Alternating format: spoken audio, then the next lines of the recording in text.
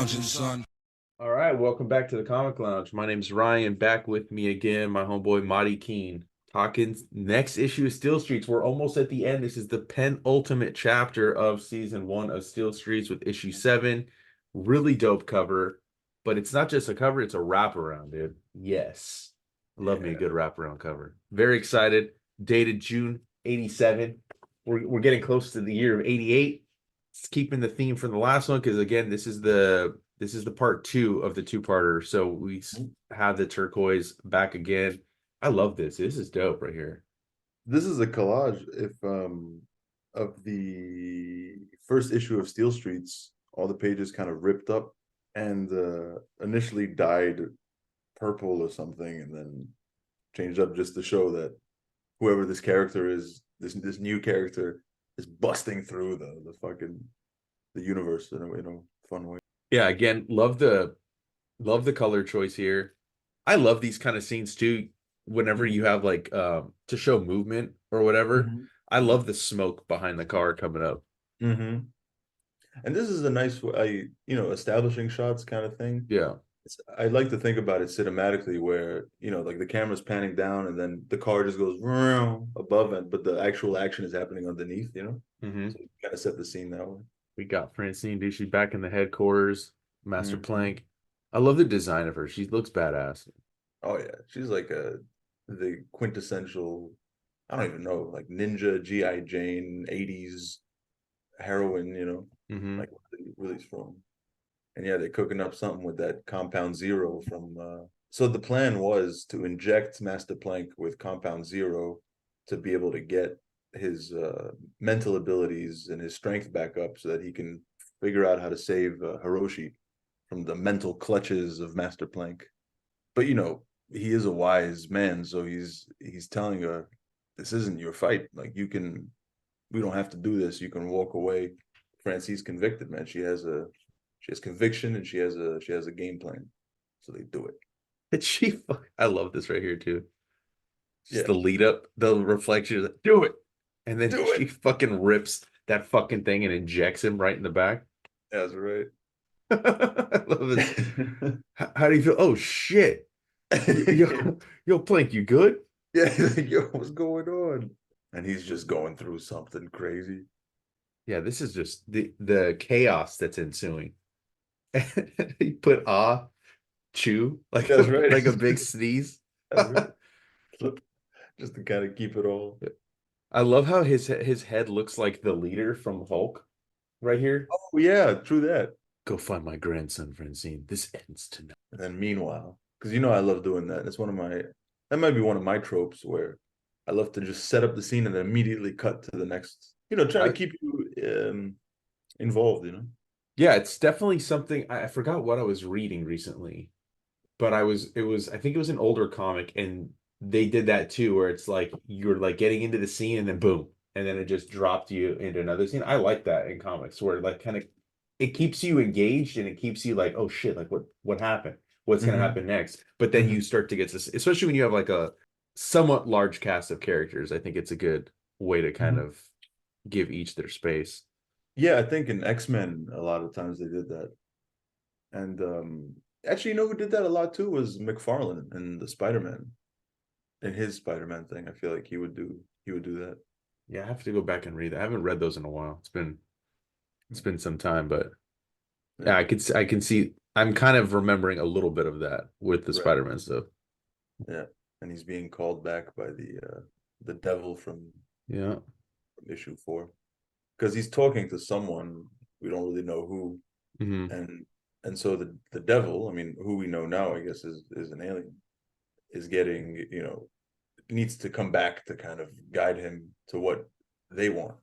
Yeah, I love the design of him. He just looked like it's simple but very effective because he looks creepy as shit, and he doesn't even have a face. That's right. But if you noticed, I don't know, like in these 2 pages, there's no faces really shown. Yeah, or she's just eyes in a cage. Skull is just 2 eyes. Oh man, then you see under the mask. This is the first time we see under the mask, right? Since he's become the Sculler. Yeah, but I guess we saw him pre, right? Didn't we see? Wasn't there like was it issue 4 where we issue get a 4. little bit of the backstory with the head Yeah, clan, right? that's when we get the backstory, but I don't think we see the face. We see like No. his actual face from when he was like a young man. Yeah. But not But after he has the mask, is what I'm saying. We haven't seen yeah, it. exactly. Yeah. Yeah. But even here, we don't know what's real and what's not, because again, it's all happening on in some kind Oh, of okay, yeah. mystical way. So we don't know if this is just his face and the guy's trying to scare him, play to his vanity Mm-hmm. or not. These kind of some unanswered questions. Yeah, it's pretty dope scene, dude. Because like then you come back to reality and it's just quiet, like nothing happened. Mm-hmm. Then you got the dumbass head clan. Nothing that concerns you, you mongrels. Yeah. Why are we mangoes? Yeah. And he just sighs. Oh Yeah. God, you guys are And then idiots. I like how immediately after the other guy's like, "What kind of stuff we intercepting, boys? Good stuff, huh? Right, boys?" He gets like the other head clan's like, "Shut up, you mango!" Like that's the new. Oh, it's so dumb. When I wrote that joke in, I had a little moment. Like I was just laughing to myself. I was like, "Ah, it's a mango, call himself a mango." So silly. Yeah, it's got to be fun, like writing some of this shit in here. Like if I'm laughing as I'm reading it, you have to be fucking laughing to yourself as you're Oh, writing some of this big stuff. time, big time. Because it's such a stretch. Like he insults him by calling him a mongrel, and the guy just hears a mango, and then it's just like, what? Yeah, Where's the joke even in there? I don't know why it's funny, but it just yeah. I yeah. love this is I love how we see how much he's towering over them Mm-hmm. in this scene because he's all fucking roided out. And then you Love this too, like the cities in the background, the moon. yeah, it's like ink wash and white splatter, and then you got the Francine at the top looking like a cat. Yeah, that's what I love too, is like you draw our eyes in directly here, but then you have to like really be paying attention to notice her up Right. there. Because like you could easily like read this and like even read the dialogue and kind of like your eyes could trick you to where you don't really like see her. Well, yeah, I wanted to do that to kind of, because she's it's stealth. I Hmm. like to almost, they say you got to be a little more obvious or more intentional with the way you draw things to lead people into the story. But I like the idea of people missing things and Hmm. then being a little confused and then going back and be like, oh, I missed that, or like Yeah, I did, I think it makes it more fun. definitely. This is where this shit gets crazier here, dude. Oh no, yeah, then we lose it a little bit. So he's just floating in City Hall, and it's just kind of he has his he's getting ready, waiting for the opening, and then he has his transformation. And at the end in Japanese it says Kairu, which means frog. That was Okay. the original in issue 2. There was the Kairu spirit, like it's just a frog because it's frog DNA. We Hmm. we can't forget that. Yeah, that's right. So Dude, then these next pages are fucking insanity. yeah, The no, coloring right here, yeah, like yeah, I remember when I first read it and I flipped and I saw all this fucking color because this is the first time we see color like yeah. this, more than one color in the book. Because there's like I had to think of a way to I wanted to separate the mind sequences from reality, and I couldn't do that. I could do it stylistically, but there could be confusion. So I realized I was like, wait, there are no rules. Let me just do it full color and see what happens. So he's going through the transformation in the back, and he's going through Hiroshi's mind. He sees like a demonic Francine in the bottom, and he's Hmm. literally busting through the pages. And then he turn around and you see him. He's in this crazy world now where plank, plank, plank, plank, plank, plank, and there's pages from earlier in the issue that he's breaking through. There's a scene from episode issue. Oh my god, from issue 1 Yeah. in there too. And if you see the page on the right hand side is superimposed on the page from two pages ago. Like this is the page left the last panel, Hmm. and then it's the same. If you see his face there, like this is what you're seeing. If you look at my screen and then you Yeah. look at Okay. his, Yeah. I see yeah, it. I see it. Yeah, it's dope. kind of going back and forth, and he's The, going through the the way different. you have it drawn, where he's like against plastic, glass, whatever you want to call that, Mm-hmm. the way you do that is crazy, dude. Mm. Can Because you like you can feel it, like you see like right? he's like up against something, and like I Mm-hmm. I don't know, I don't see it done often, but Mm-hmm. I think the way you did it here is pretty dope. Well, because he's flying through, like he's going through an apocalyptic city in the top panel, then falling through the desert. He's in the ocean, and then he hits something. I love this the coloring too on here. So, And again, yeah. like because like we haven't seen any colors, so just like to see it all in here, like it Right. definitely was such a great way to show us that we are somewhere else. And so now he's in like the caves from earlier, from Hmm. the cover, I mean. Yeah, yeah, And I yeah. That's was where we are, right there. exactly. And when I was doing it, I was almost thinking of how cool of a video game this would be. I did it exactly like that, where it's levels. So the Yeah. first door is open because, it's the level one. And Hmm. then Master Plank kind of brushes himself off, sees the thing, and then even when he goes through, the size changes because it's in the mind, so proportions and sizes can change. So he's tiny going in, and when he walks through the first level, now he's a detective, in the 1930s, and if you see it, there's a little poster in the panel where it says Hell's Bed, so it's like, what is happening here? And then Yeah, again, switch it. I try to give the reader as much whiplash as possible. yeah, what the fuck is on the Sculler's head too here? Like, what is he wearing? Here's the neurotransmitter. Just like just wearing just I don't know. Just like Is it connected? It's not connected to anything either, is it? It's just hanging on his head, right? it's connected to probably something. I don't Oh, all right, know. all right. There probably some wires. You know how some people are very good at drawing tech. Uh-huh.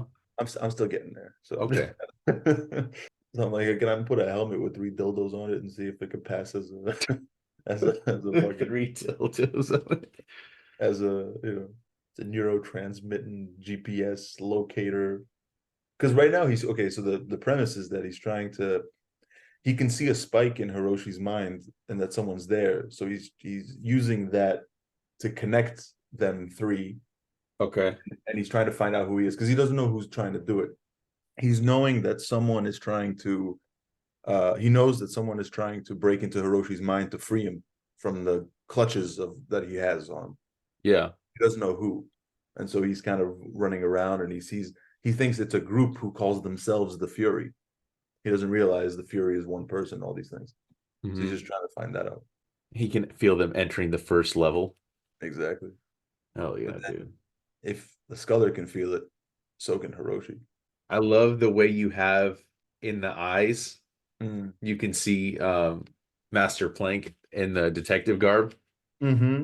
So So you realize that he knows that someone's in his mind because Hiroshi, he's a pretty badass dude. So he has a strong mind as well.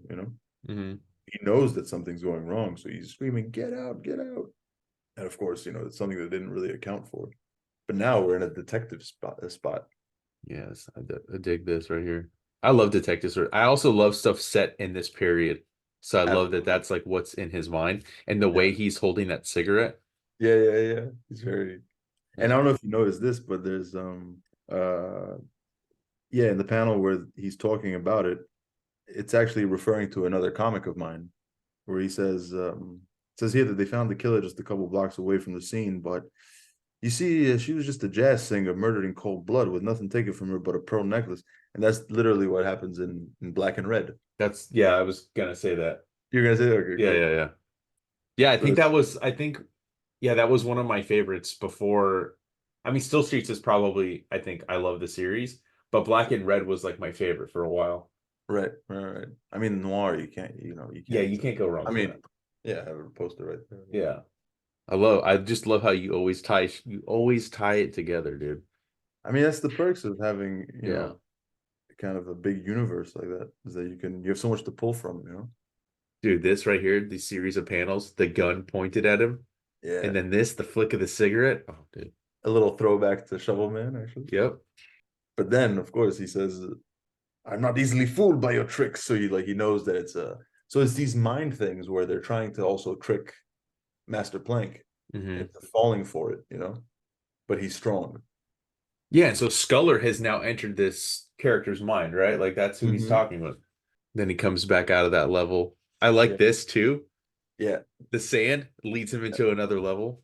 Yeah. Like the door closes behind them. Yeah. The next door opens. Next level. Level 2. But again, I mean, I was thinking about it purely like a video As a game. video game. Yeah. No, it definitely reads that way. I didn't think about it in that Right. sense, but now like looking at it again, I'm like, okay, yeah, that is it totally makes sense that this would be like kind of like inspired by video game levels. And then the next level he goes in, it's like a whole nother thing. It's, now it's the desert, and he has this spirit trying to kill him, and the spirit is a bird that has size, and it's all this, but he's southern. I don't know why that was a choice of mine. Quit your running, boy. Yeah, Can't outrun me or this hot desert sun. that's I right. hear frog legs are delicious. So Again, dope. I spent a lot of time alone, Ryan. That's no, this is great, dude. I just this is such a fun issue too. Like it's Hmm. a two-parter, but you wouldn't expect this in the second of the two parts, you know? Sure, sure. Well, there's one thing in all the comics is that I don't really have one genre that I like to stick with. Hmm. So I like to change up stylistically all the time. I haven't felt the need yet to kind of stick in one lane. Yeah.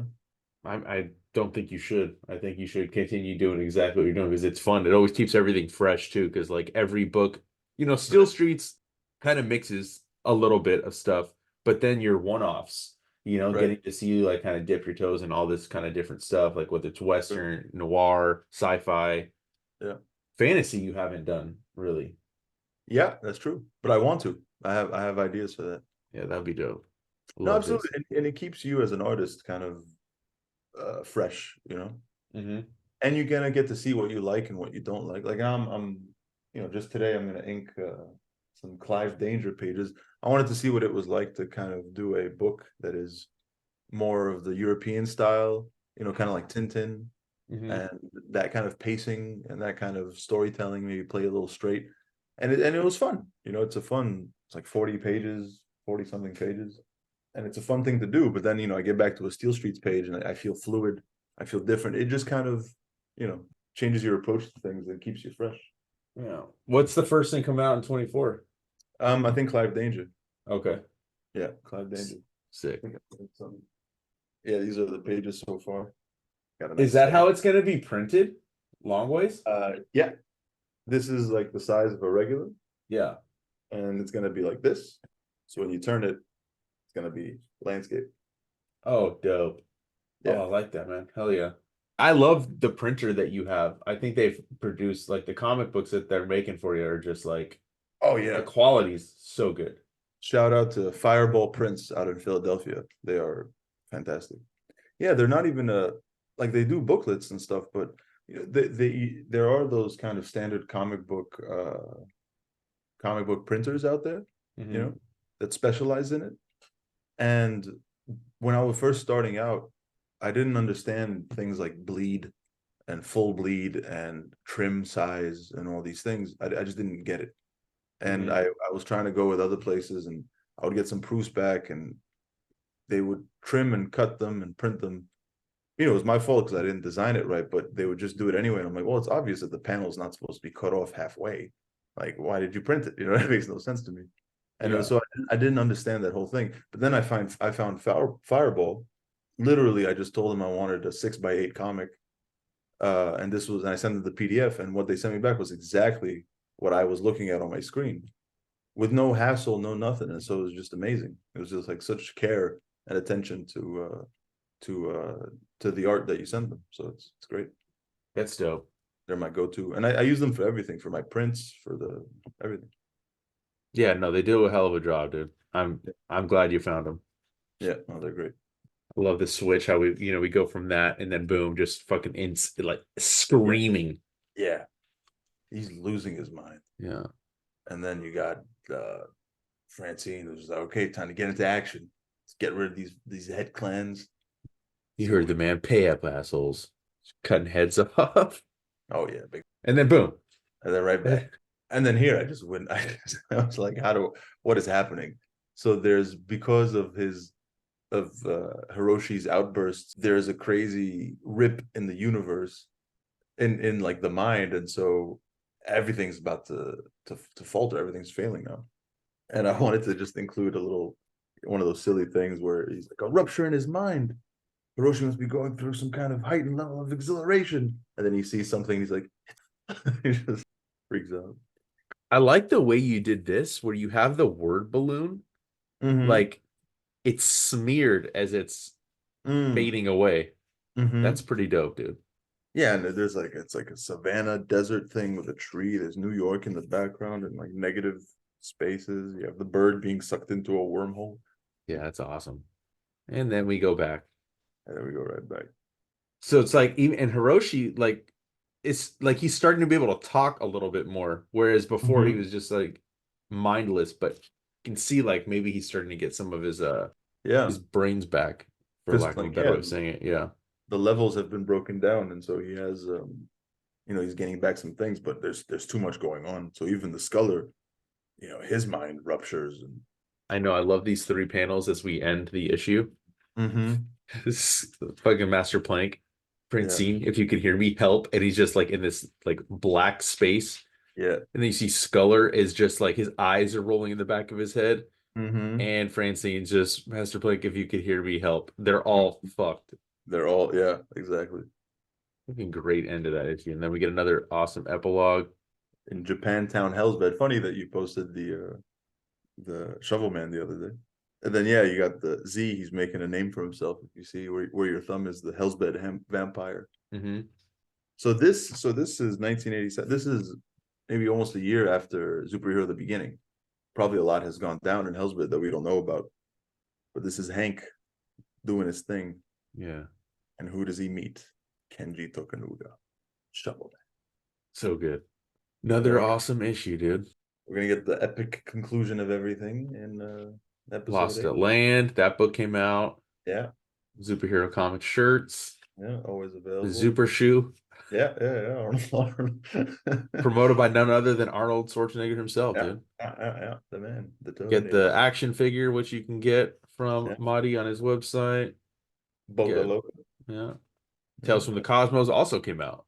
yeah, So yeah. a lot of It's great fun stuff. because you never know what books are gonna come out or what books are not gonna come out. That's true, dude. I mean, there's a couple I've asked you, like, when are you gonna do it? Because like I want to see them, but Right. those books came out. Definitely will I'm sure we'll go through those at some point on the channel. But another great issue, Steel Streets.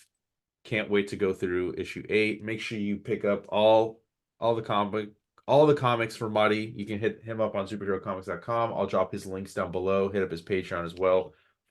Muddy, thank you again for doing this, and can't wait to Thank go through you. issue 8.